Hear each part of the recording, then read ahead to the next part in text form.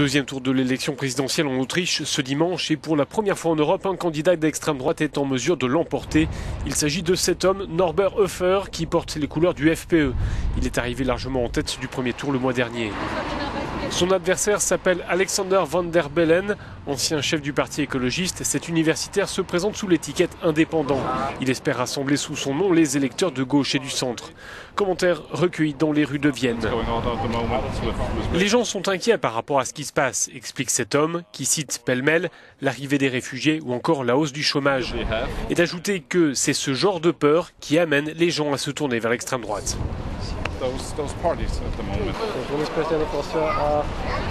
Le président en Autriche, ce n'est pas lui qui prend les décisions, souligne cet autre habitant de Vienne.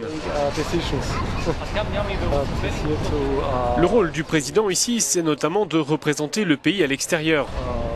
En revanche, c'est le Parlement qui donne les orientations sur ce qui se passe dans le pays.